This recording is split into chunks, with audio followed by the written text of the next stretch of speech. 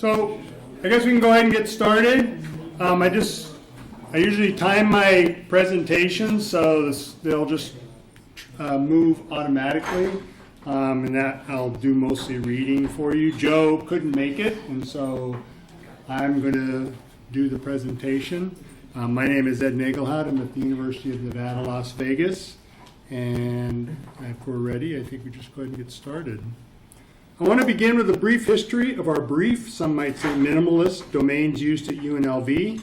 It basically started when I went to the Digital Learning Research Network conference in Palo Alto and met with Jim Groom to discuss possibilities.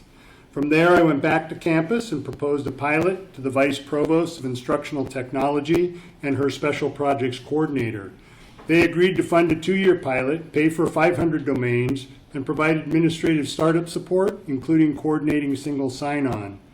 I then spent the next year in my spare time doing the research, presenting the idea to programs, departments, and colleges, and preparing the training materials. A labor of love.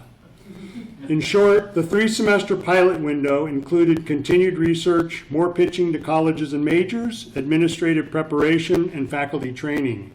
We weren't as successful as I'd hoped, with only 40 faculty participants and 114 students.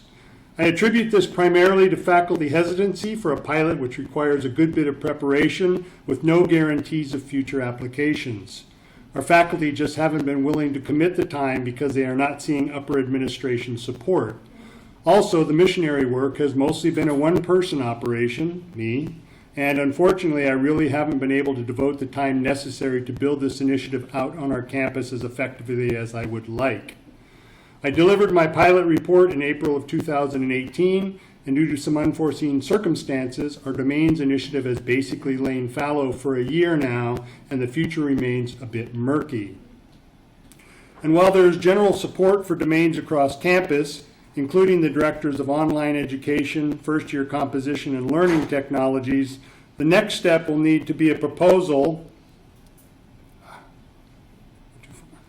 to convince 3 key members of the upper administration to go all in the form of probably an abbreviated elevator pitch. Of these, I believe the VP of Instructional Technology is a supporter. They have recently moved all faculty sites onto domains, and I think she truly sees a potential for our students and our university. The VP of Undergraduate Education is positive about it, and I've had a number of one-on-one conversations with her, but she just needs that final bit of information to put her over the top. The Senior Vice Provost, however, will have the steepest learning curve. He is admittedly not a techie, as he describes it, but wants to understand in order to be innovative. One strategy I've been advised to consider is to propose a second, possibly 5-year pilot with select majors or programs. And this is right up my alley because I would like to see us approach domains more programmatically. A program approach for me means we design our implementation of domains with consideration for administrators, for faculty, and most importantly with the student experience in mind. I believe a program approach will establish sustained success of initiatives based on 3 vertices. The first, intentionality, means that our approach to the program is purposeful and goal-driven. If we want to put stakeholders in a position to be successful, we should articulate the path forward and, most importantly, provide the flexibility necessary for stakeholders to chart their own paths and to progress smoothly in meeting their own goals. The second, transparency, builds on this articulation of the path forward by making available a clear presentation of motives and goals, but also articulating what counts as success for all stakeholders. All stakeholders should be able to clearly see the path and what is expected. Finally, reflection for me means that a program incorporates the tools of assessment and evaluation along with the necessary time to take a step back, review where the program has been and where it wants to go, and be willing to revise practices and processes where necessary. This means that a program approach should be done horizontally and vertically and over time. On an abstract level, it might look something like this, with a program approach defining the benchmarks and accounting for the relationships at each of the levels. I know that this is probably too much information at this point, and I'll be happy to come back to this if you want to discuss it, but I really need to move on.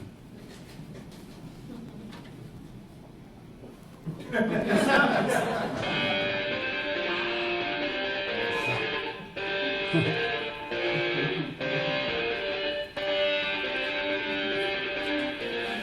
I want to offer one example of program thinking in domains by riffing briefly on a recent post by Alan Levine. While my thinking may not be aligned exactly with his, I believe that a curricular narrative grows out of program design.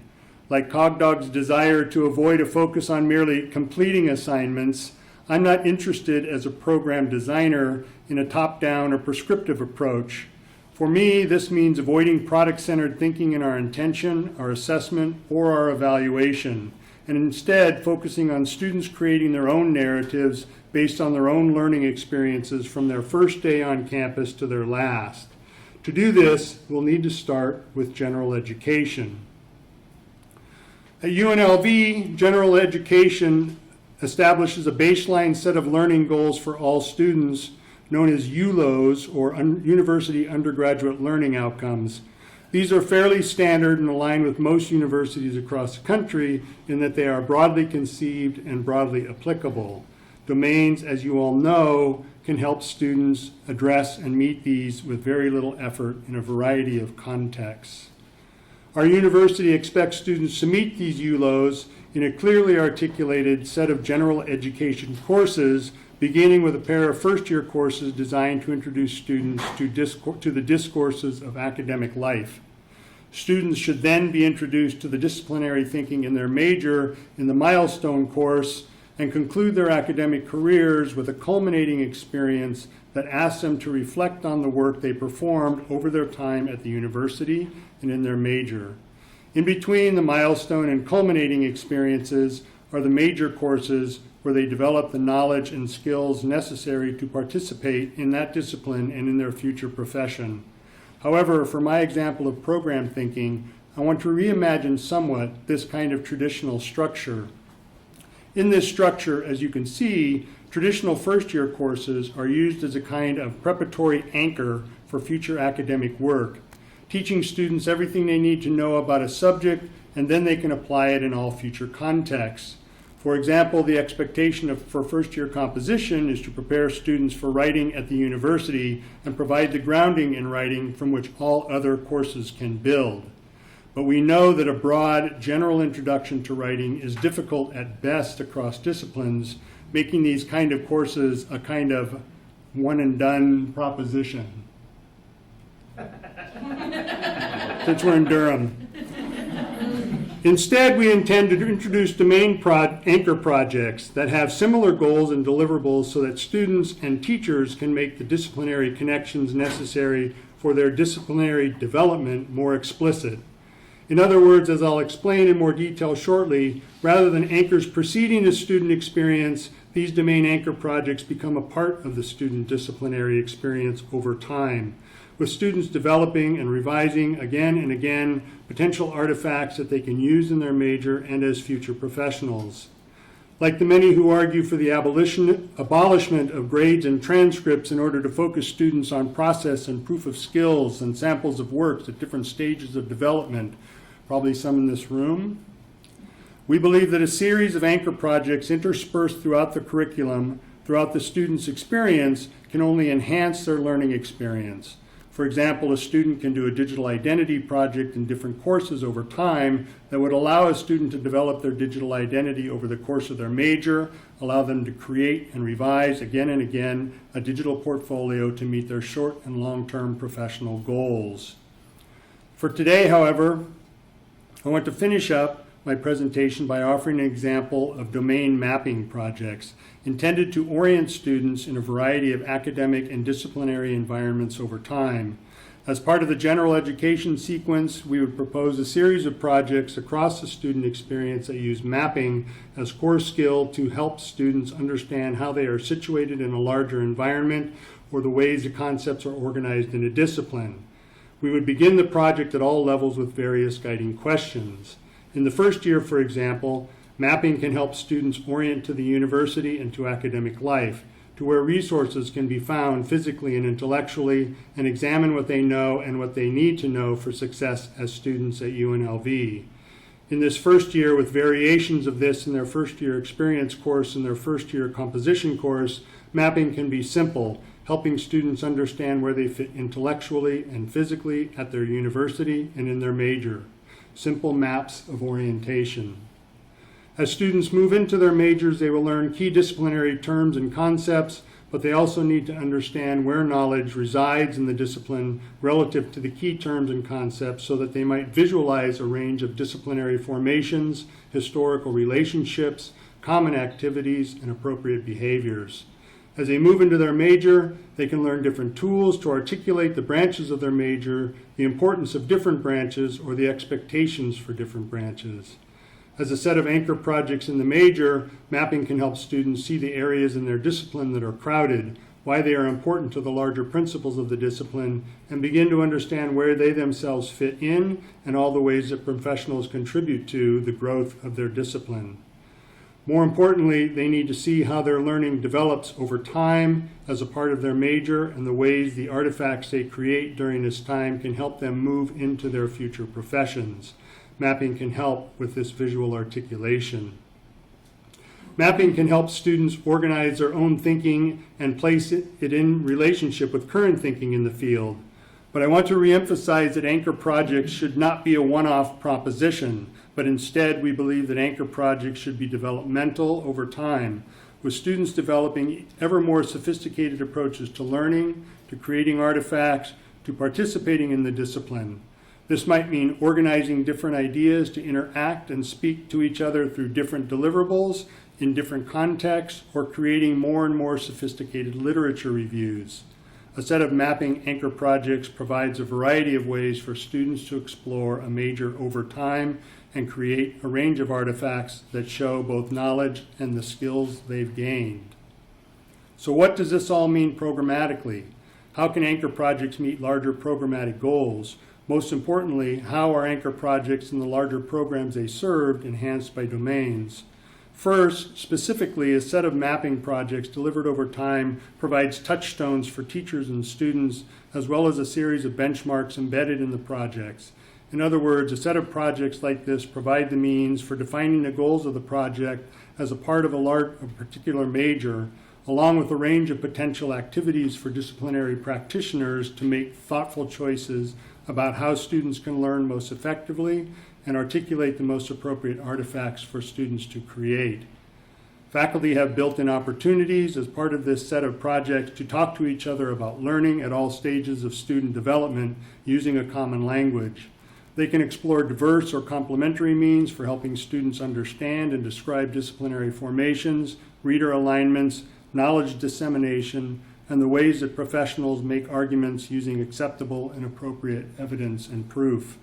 Finally, we believe that a set of mapping anchor projects will allow students to build their own narrative, make their own connections between courses within their major as part of their discipline and as future professionals.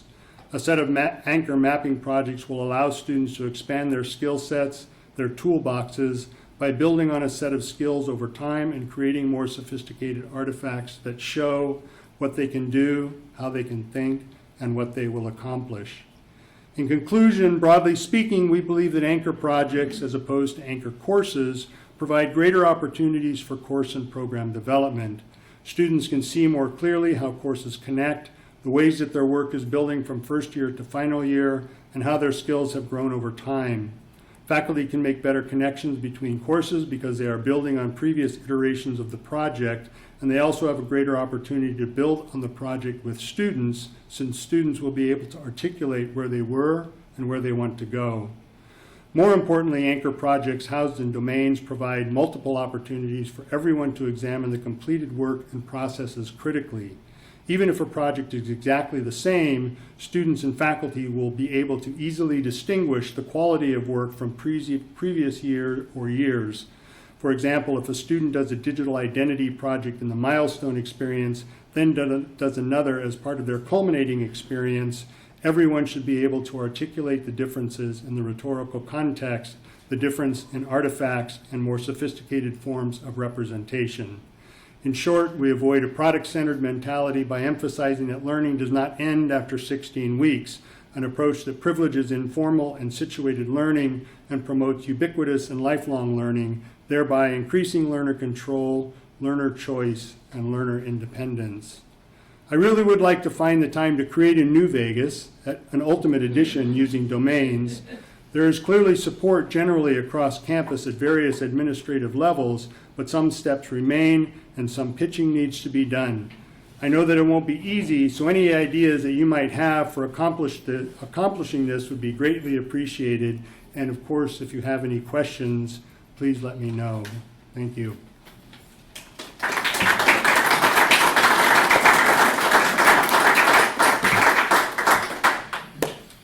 So, about 5 minutes, I imagine. Yeah. Well, I saw your hierarchy that you have to go up with your elevator pitch, but I think you forgot probably the biggest challenge out there, which is convincing faculty to come on board, right? Yeah, well, I mean, the reason why I start there is, I mean, you have to have the funding to do it. If you have leadership for it. But right. You could have leadership and funding and imagine difficult faculty. I mean, we all know that, right? Right. Yeah, and that's... We're our own worst enemy in innovation. Yeah, and I think that's why, I mean, one of the recommendations that was made to me, and I'm working with the director of online education, she wants to help with this, is to pitch first a 5-year pilot with select programs. And so we have like 5 or 6 that either already have a portfolio requirement or have already expressed interest in bringing domains into their program in some way. And so if we can get these 5 or 6 programs and then build from there, I think that's, but, you know, without that support, because like I said, I think most people were generally interested when I'd go out and make the pitch for domains at department meetings, at college meetings. They were generally interested, but when they didn't see that upper administration was kind of saying they're going to support this in the future, that this is just going to be 2 years and that we don't know what's going to happen next, then they were like, But yeah, that's going to, and that, my school, that's going to be a big hurdle to overcome with faculty. A good place to look for examples that you may already know, but is UNLV has done it with both the history program and also the digital studies, where it was digital studies was kind of a ground up program, and so domains was already in it already, but then history the other way, where they incorporated it in, of course, after the fact. It's a novel discipline. So there's different success stories that can also be pointed to as saying that this has been done effectively elsewhere. Yeah, you all are on my list of who I'm going to contact if we get to go to that next stage. Yeah, definitely. So part of the issue about getting faculty buy-in, I mean, you talked about some of the advantages this would have for cohesion among sequence of courses. Doesn't that also require like some curricular redesign, or at least artifact redesign? Are you going to give support to the faculty to do that? Yeah, I mean that's the idea. Once I mean the goal is to think about how we can provide that support, build that into our proposal. That's what the director of online education, I think, is really, she's got her brain wrapped around that pretty well right now, and they have some pieces in place that they'll be able to help then support faculty to rethink project development and maybe even course redesign. So I know that these are very local questions, but I'm wondering if you can share a little bit about who those 5 or 6 departments are, if that's okay. That are kind of nibbling, just because my experience is that portfolio means different things to different people. So right. I'm kind of curious about where you're having success and if you've got thoughts about why they might be. Right. Well, one is English. I'm in the English department, so they're going to do it whether they like it or not. We're already doing curriculum. We're in the middle of curriculum reform. Part of our tagging in after our curriculum reform, we're building a fully online major, and so we're supposed to have had a culminating experience course for the last 4 years. We still don't have one because faculty previously wanted it to be, something that the faculty member really loves, and so that would be the culminating experiences for them, not the students. But so we're going to do it in English with this new major. IGES, which is our interdisciplinary interdisciplinary gender and ethnic studies already requires a portfolio. And again, they're a group that are looking for different pathways, and so they're open in that respect, and it's successful because they're still carrying around big paper things everywhere they go, or now I guess they carry around a stick, but it really is still the same thing.